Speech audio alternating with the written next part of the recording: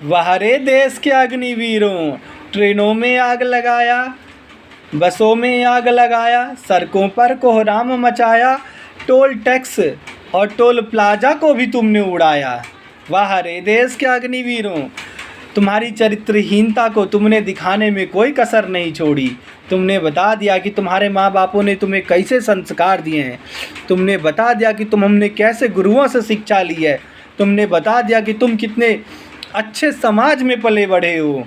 तुमने बता दिया कि तुम्हारी आने वाली पीढ़ियाँ कैसी होंगी। तुमने बता दिया कि तुम 30,000 की सरकारी नौकरी के लिए देश में ट्रेन को जला सकते हो, प्लेन को उड़ा सकते हो, सब कुछ कर सकते हो। तो तुम सेना में भर्ती होने के बाद मात्र 10, 20, 50,000 के लिए पूरे के पूरे मिलिट्री कैंप को भी उड़ा सकते हो। हाँ, सेना के खिलाफ स्पाई कर सकते हो। वाकई में तुम जैसे अग्निवीर तो सेना में भर्ती होने के काबिल ही नहीं है। मोदी सरकार थोड़ा अगर कड़ाई करे ना तो तुम जैसों को पकड़ पकड़ के पिछवाड़े पर 15, 20, 20, 50, 50 सोटा उन्हें लगाना चाहिए। पर वो आप लोगों के खिलाफ ऐसे करेगी नहीं ना, क्योंकि मोदी सरकार युवाओं का बहुत सम्मान करती है। पर मोदी सरकार की नीतियाँ युवाओं को बहुत परेशान करती हैं। बेटा, आप लोगों ने ये जो तोड़ फोड़ किया है ना, बहुत अच्छा काम किया है। आप सीसीटीवी कैमरे की नज़र में आ गए हैं, मीडिया वालों की कैमरे के नज़र में आ गए हैं।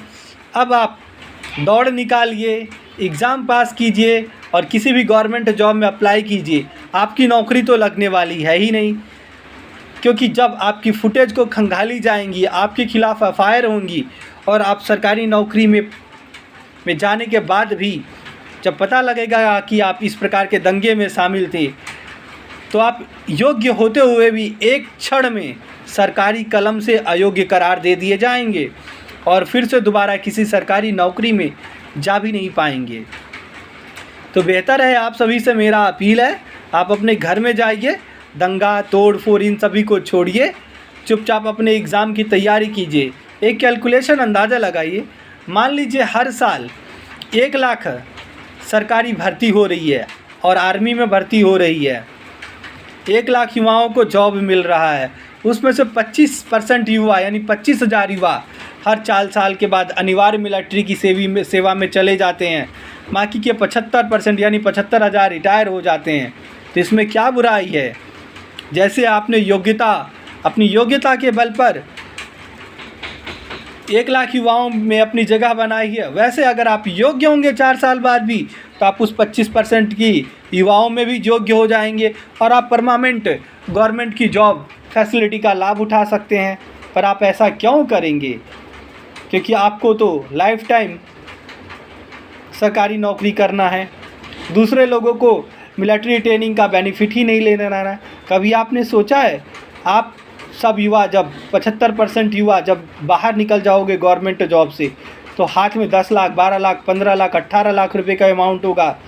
तुम्हारे पास अपनी बुद्धि होगी, अपनी टैलेंट होगी, तो कल को तुम अपना बिजनेस करोगे, एंटरप्रेन्योर बनोगे और देश को और भी तरक्की पे ले जाओगी, वो भी पूरे फुल 100% डिसिप्लिन के साथ में। बट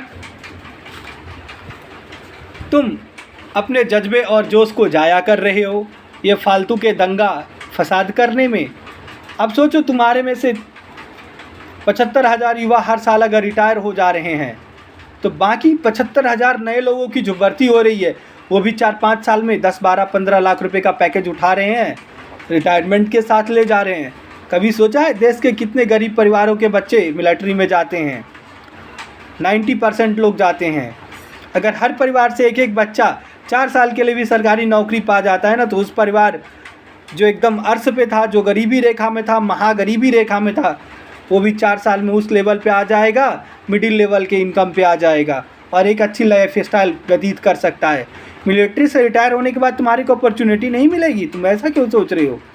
तुम्हारे पास भरपूर अवसर रहेंगे, पर ये तुम्हारे गुरुओं ने जो है ना, जो तुम्हें 2 साल और कोचिंग की फ़ीस भरवा करके तैयारी करवाना चाहते हैं सरकारी जॉब की, उन्होंने तुम्हारे ब्रेन को इतना वॉश कर दिया ना कि तुम दंगा करने पर उतर गए। उतरो उतरो बेटा, क्या दिक्कत है? जब पुलिस की नज़र में आओगे, सरकार की नज़र में आओगे, एक तो नौकरी से भी जाओगे, दूसरा प्राइवेट नौकरी के लायक नहीं बच पाओगे। क्योंकि अच्छी कंपनी में प्राइवेट नौकरी वाले भी वेरिफिकेशन कराते हैं। सिक्योरिटी गार्ड की नौकरी आपको अच्छी कंपनी में मिलना मुश्किल हो जाएगा, उसमें भी वेरिफिकेशन होता है। हाँ, जिस पेंशन को पाने के लिए इतना तड़प रहे हो ना, वो पेंशन तो सरकार ने पहले ही बंद कर दिया है।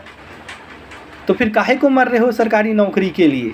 देश की सेवा करने का इतना ही शौक़ है तो और भी बहुत सारे तरीके हैं।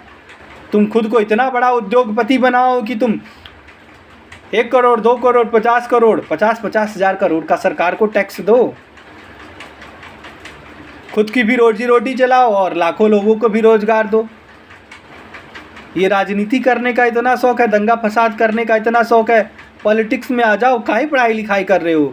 क्यों अपनी जवानी को जला रहे हो? फोकट में दारू पिला रहे हो? हाँ, तुम सब वाकई में दंगा फसाद करने वाले जितने भी स्टूडेंट हैं वो सभी वाकई में देशद्रोही हैं। आप सभी ने मिल कर के जितनी ट्रेनों को जलाया है ना, अगर आप सभी मिल कर के भी उन ट्रेनों की रकम सरकार को लौटा दोगे ना, तो भी उस रूट पे वो ट्रेन को चलाने में सरकार को कम से कम 2.5-3 साल का समय लग जाएगा। हाँ, तुमने जितने लोगों के बसों को तोड़ा है ना, सबकी बद्दुआएं तुम्हें लगेंगी। तुमने जितने माँ बाप के बच्चों को परेशान किया, कोई हॉस्पिटल में मर गया होगा ना इलाज मिलने के कारण, कोई टिकट बनाया होगा अपने माँ बाप से मिलने के लिए, कोई काम पे आने के लिए, तुम्हारी वजह से उन सभी की टिकटें रद्द हो गई, वो अपने घर नहीं जा पा रहे होंगे। उन सब की बद्दुआएं तुम्हें लगेंगी। तुम सब साले अपाहिज हो जाओगे उन सब की बद्दुआओं से। बद्दुआ लेने के लिए काम करते हो? घर में बैठो, तैयारी करो आराम से, क्या दिक्कत है? जब एग्ज़ाम सरकार लेगी दे देना, पर एग्ज़ाम दोगे भी कैसे? आप में से ही 2-4 लड़के और होनहार जो देश के अग्निवीर हैं ना, जो पहले अग्निवीर बन चुके हैं, आप जैसे ही देशद्रोही लड़के जो पहले अग्निवीर बन चुके हैं, आप ही का पेपर लीक करके दे सारा मामला कोर्ट में ले जाते हैं और पेपर रद्द करवा देते हैं।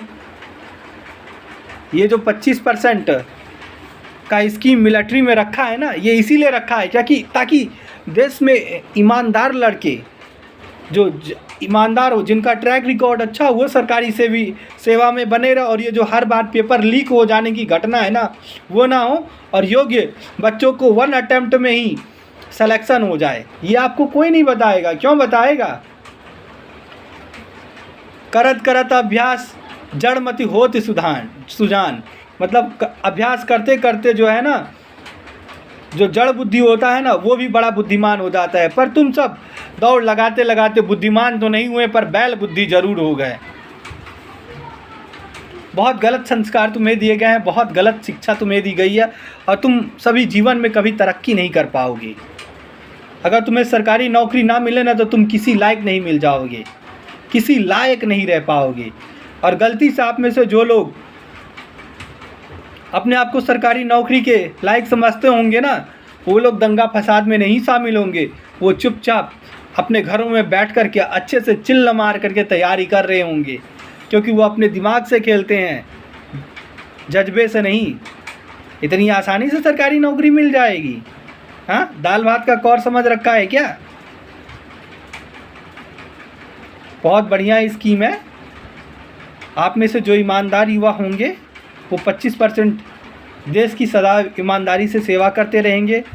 बाकी जो ईमानदार नहीं होंगे, या जो खुद को लगता है कि अब मुझे मिलिट्री में जॉब नहीं करना है, या अब मेरे पास इतने पैसे हो गए हैं कि मैं अपने घर जा कर के एक बिज़नेस कर सकता हूं, या जिन्हें लगता है कि मुझे प्राइवेट नौकरी में एक अच्छी अपॉर्चुनिटी मिल रही है, ठीक है, वो सभी अपना अपना अलग अलग बिज़नेस में लग जाएंगे। बाकी पता है, हमारे देश पर बाहरी आक्रमणकारियों का इतना खतरा है। अगर देश का हर युवा इस योजना के तहत मिलिट्री की ट्रेनिंग ले लेगा ना, तो हमारे देश को यूक्रेन कभी बनना नहीं पड़ेगा, यूक्रेन कभी नहीं बनना पड़ेगा। सरकार ये सब सोच करके ये फैसला कर रही है, इसलिए सरकार के फैसलों में साथ दीजिए और आराम से विरोध प्रदर्शन कीजिए, कोई दिक्कत नहीं है। भगवान आपका भला करे और आपके माँ बाप का भला करे, आपके गुरुओं का भला करे, आपको सद्बुद्धि दे। बस इसी भावना के साथ जय हिंद, जय भारत। और हमारे देश भारत का ऊंचा रहे हमेशा झंडा, और यहाँ पे बने दुनिया की सबसे ऊंची इमारत। जय हिंद, जय भारत।